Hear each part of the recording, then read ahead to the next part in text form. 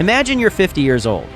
You finally have that fancy reclining chair you always wanted, a fridge stocked with premium ice cream, and a back that sounds like popcorn every time you stand up. But there's a catch. Instead of kicking back on a yacht, you're Googling how to retire in 6 months with $42 and a prayer. Yeah, that's not the vibe. And that's exactly why, over the next few minutes, we're revealing the 10 absolutely non-negotiable financial goals you need to hit before you blow out those 50 candles. No matter if you're 25 or 45, you're about to get a roadmap that makes your money work harder than a Starbucks barista during pumpkin spice season. So buckle up, grab a pen, and let's get right into it. Goal number 1, have at least 6 to 12 months of emergency savings. Picture this. Your boss walks into the office and announces, "We're downsizing," effective immediately. Or your car breaks down into a smoke machine on the highway. This is exactly why an emergency fund is your financial life jacket. Because let's get brutally honest here. When most people think about an emergency fund, they think, hey, I'll throw a few $100 in a savings account and call it a day. I'll just use my credit card if something happens. No. That's like saying, I'll just use my umbrella when the hurricane hits. Here's the cold reality. Life doesn't care about your budget spreadsheet. Your car can decide it wants to retire before you do. Your boss might decide that Karen's office cupcakes are more valuable than you. Or you might wake up one day and realize you suddenly need a root canal that costs more than your first car. This is where a real emergency fund steps in. Not the wimpy, I can cover a week of pizza and Netflix kind, but the I can sleep at night no matter what life throws at me kind. By 50, you should have at least 6 to 12 months worth of living expenses stashed away, ideally in a high-yield savings account. Think of this as your personal moat, your force field, your invisible financial bodyguard. Quick tips to build it. Automate transfers every payday. Treat it like a bill to your future self. Keep it separate from your daily checking account so you're not tempted to accidentally use it for concert tickets or a new gadget. Use a high-yield savings account so inflation doesn't eat it alive. So remember, an emergency fund isn't about being pessimistic. It's about buying freedom. When life goes sideways, and it will, you won't be forced into bad decisions or stress eating 3 bags of hot Cheetos at 2 a.m. Now you might think that's all the safety net you need.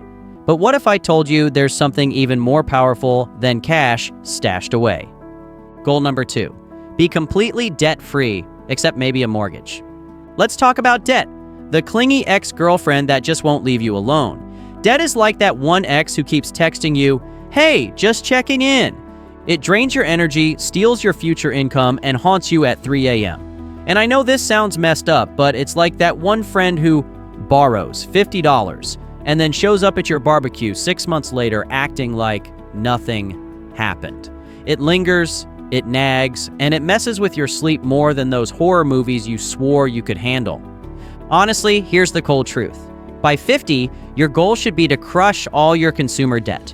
Credit cards, personal loans, car loans, those buy now, pay later traps that sounded fun at the time. Why? Because every dollar you owe is a dollar you can't invest, save, or use to buy ridiculously overpriced avocado toast. Example, a friend of mine, let's call him Mark, loved gadgets. He was the first to get the latest iPhone, a VR headset, and even a smart fridge that can tell you when your milk is about to betray you. Problem? He financed everything. At one point, he had $25,000 in credit card debt. And guess what? That smart fridge didn't help him figure out how to pay off 23% interest. Mark was stuck making minimum payments that mostly went to interest, not principal. By the time he realized it, he'd paid enough in interest to buy another car. Once he got serious, he sold extra stuff, picked up side gigs, and finally paid everything off. Now, he's living stress-free and his bank account looks healthier than a kale smoothie. Why it matters.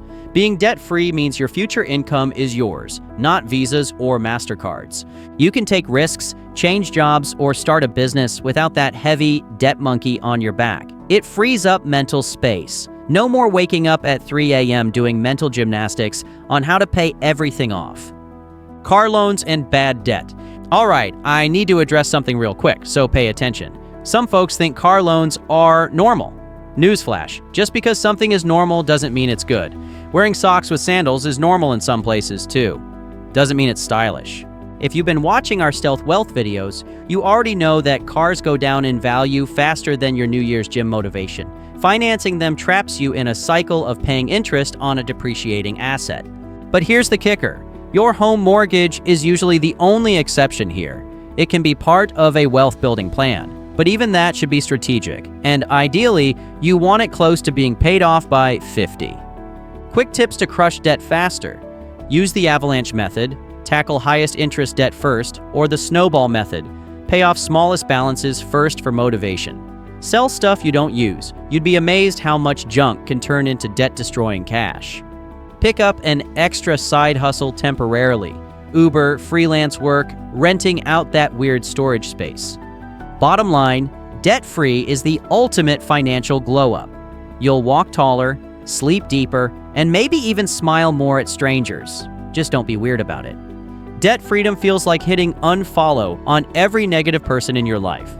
But what if we took it a step further and actually built a future worth waking up for? Goal number 3. Have at least 3 times your annual salary invested for retirement. Now, this is an important point I've been wanting to tell you. If you make $100,000, by 50, you should have at least $300,000 invested, and preferably more. Why? Because retirement isn't just a beach and pina coladas. It's healthcare, inflation, and you living your best life while your money works harder than you ever did. Easy example. My uncle retired at 62 thinking he had enough. Then inflation hit, healthcare costs exploded, and now he's consulting part-time. Had he doubled his investments early, he'd be watching sunsets instead of spreadsheets. Now I already see people in the comments saying things like, "Cool, I'll just throw money into my 401k and call it a day." Hold up, because there's another milestone you can't ignore. But before we continue, when you finish watching this video, go back and watch our financial freedom playlist to get a full step-by-step financial plan that goes even deeper than what we have time to explain today.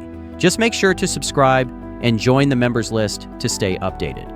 Goal number 4, own your primary residence or have a concrete plan to pay it off.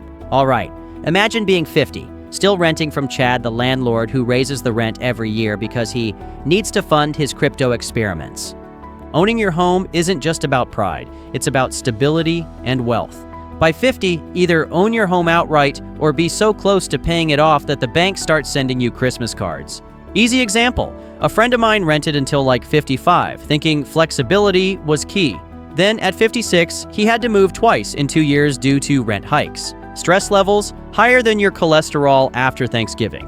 But what if I told you that your home is only one piece of the puzzle? There's another asset that can fund your brunches, hobbies, and even those weird backyard flamingos.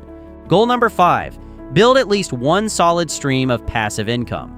All right, let's get real. Imagine waking up at 10 a.m., stretching like a satisfied cat, checking your phone, and boom. You see money deposited in your account while you were snoring like a chainsaw. That's passive income. It's hard to explain this in detail, but I want you to think of it like planting a money tree in your backyard, except you don't have to water it every day, and it doesn't drop leaves everywhere. Anyway, let's get back to the point. Here's the harsh truth most people ignore. If your only income stops when you stop working, you're basically one unexpected incident away from total financial chaos.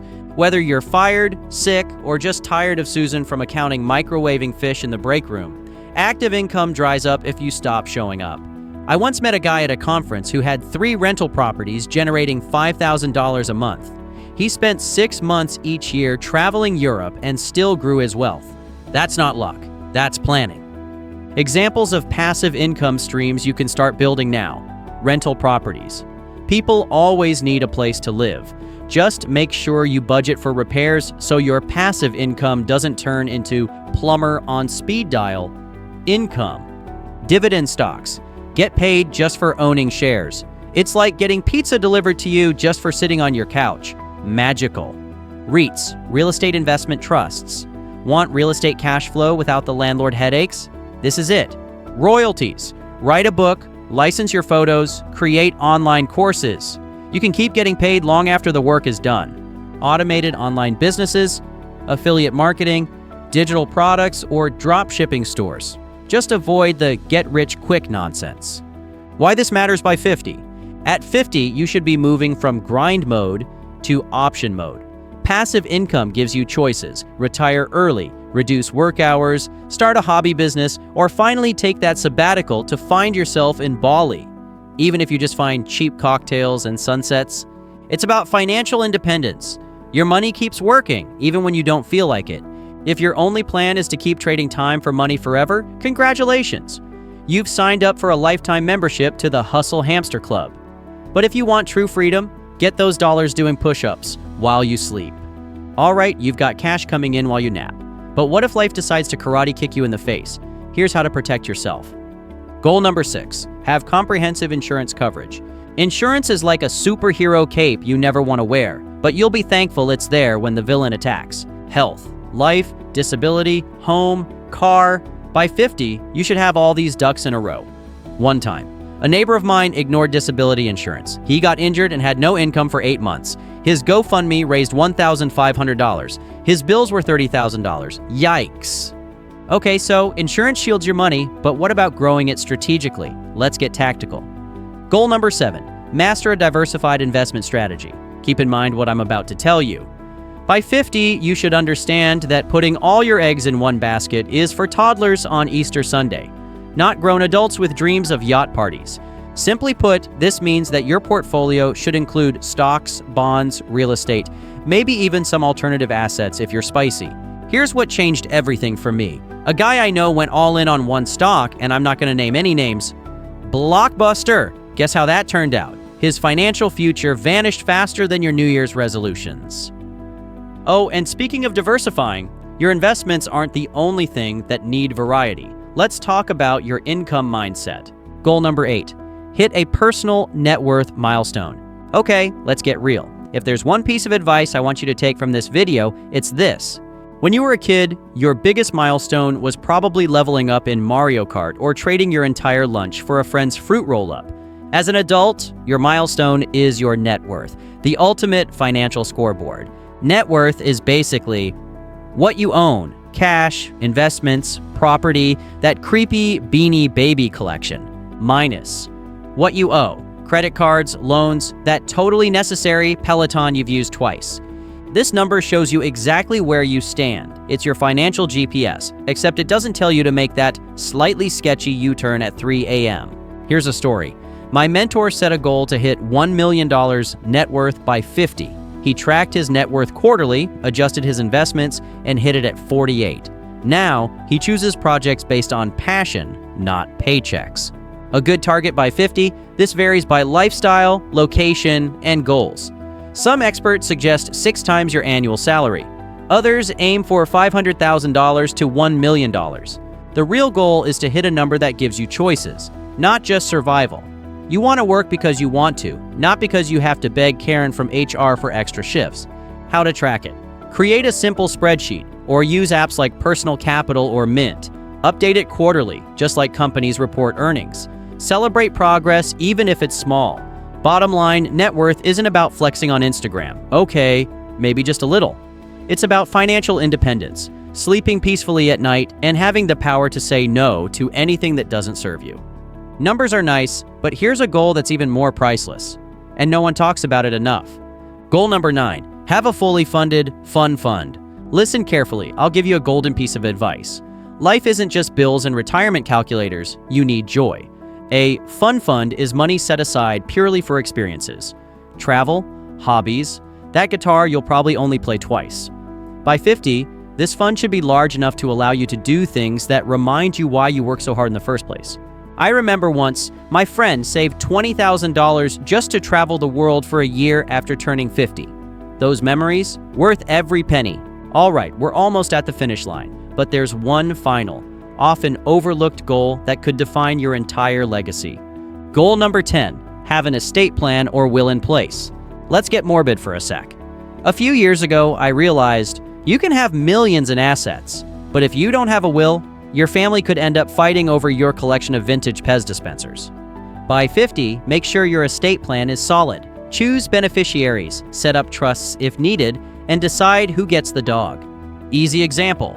A family friend of mine passed away unexpectedly at 52 with no will. The estate went to probate, and his kids stopped speaking for years over a small inheritance.